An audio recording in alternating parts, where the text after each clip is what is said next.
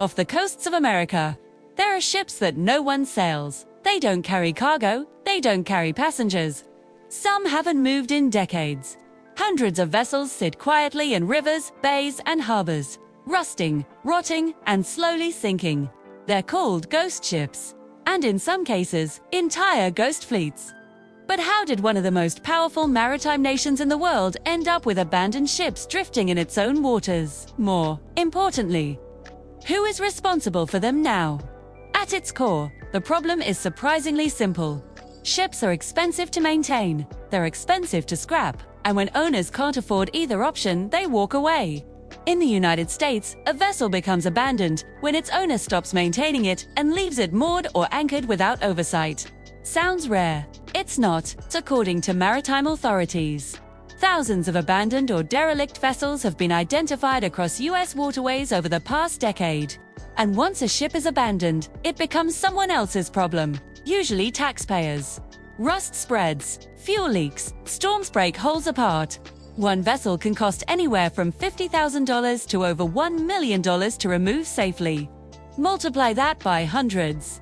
Now you see the scale. To understand ghost fleets, we have to go back to war.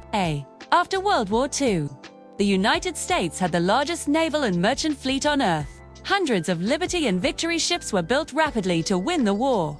When peace came, many weren't needed anymore. Instead of scrapping them immediately, the government placed them in reserve fleets. One of the most famous examples is the National Defense Reserve Fleet, managed by the U.S. Maritime Administration. At its peak, this reserve fleet held more than 2,000 vessels. They were anchored in places like Sissoon Bay, James River, Beaumont Reserve Fleet. Troves of ships, silent, maintained just enough to be reactivated in a national emergency. Some were eventually scrapped, some were sold. But for years, entire fleets simply sat. And over time, maintenance costs rose. Environmental standards tightened. Steel aged. What was once a symbol of American industrial might slowly become a logistical and environmental challenge. Here's the twist. Today's abandoned vessels aren't just old warships.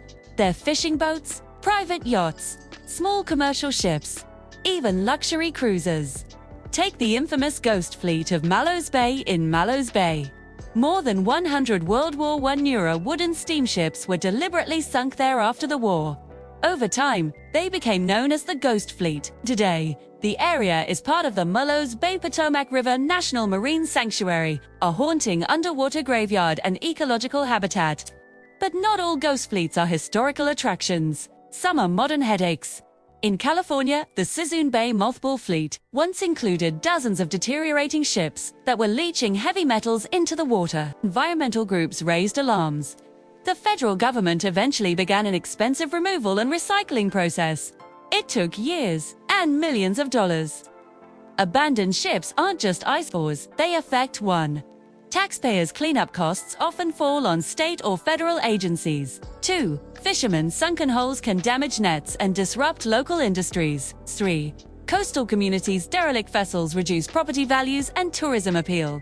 4. Marine ecosystems, fuel, oil, asbestos, and PCBs can leak into the water. In Florida alone, hurricanes have created waves of new abandoned boats after major storms. Owners disappear, insurance disputes drag on, and local governments are left staring at half-sunken hulls. A single storm can create dozens of new ghost ships overnight. Now, imagine that scenario across 95,000 miles of U.S. coastline. Here's where things get complicated. Maritime law is layered. Federal law, state law, local harbor regulations. Determining ownership isn't always easy, especially if a vessel changes hands multiple times. Some boats are registered in one state, abandoned in another. Some are owned by shell companies. And until ownership is legally confirmed, authorities often can't act quickly. Jet delay allows vessels to deteriorate further, making removal even more expensive. It's a slow-motion crisis. So here's the big question. Why not just scrap every abandoned ship immediately? Because scrapping isn't simple. Ships contain hazardous materials. They must be dismantled in approved facilities. Environmental compliance is strict and expensive. There are only a limited number of shipbreaking facilities in the United States capable of handling large vessels safely. And international scrapping. That raises ethical and environmental concerns. So the US faces a trade-off: pay high domestic cleanup costs or risk environmental damage by delaying action. There's no easy answer. Interestingly, not all abandoned vessels are disasters. Some become artificial reefs. When properly cleaned and intentionally sunk, ships can support marine biodiversity and tourism. Diving communities often explore shipwrecks as historical sites.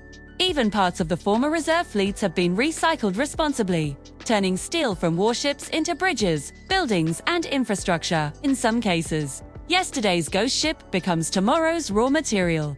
But that requires planning and funding. And oversight. Without those, abandoned vessels remain floating liabilities. In recent years, federal programs have increased funding for abandoned vessel removal. States like Washington and Florida have created grant systems to help local authorities deal with derelict boats faster. The National Defense Reserve Fleet has been significantly reduced from its Cold War peak. The massive mothball armadas of the 1950s are mostly gone. But the issue hasn't disappeared. It's evolved. Instead of giant military fleets, today's challenge is decentralized, scattered across marinas, riverbanks, and storm-hit coastlines. Small boats, large costs, quiet consequences. Abandoned ships and ghost fleets are not just relics of the past. They're a reflection of how complex modern infrastructure really is. Building ships is easy when economies boom and wars demand it. Maintaining or responsibly retiring them decades later, that's harder. In a nation surrounded by water, maritime responsibility doesn't end when a ship's engine stops. It continues long after the crew is gone.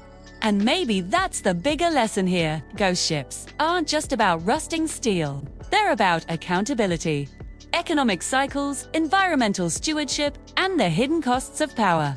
Next time you look out at a quiet harbor and see a lone vessel sitting still, ask yourself, is it resting or has it been forgotten? Because across American waters, hundreds of ships are telling a silent story. The question is, who's listening? If you want more deep dives into the hidden systems shaping America, from infrastructure to environment to national security, subscribe to USA Uncovered.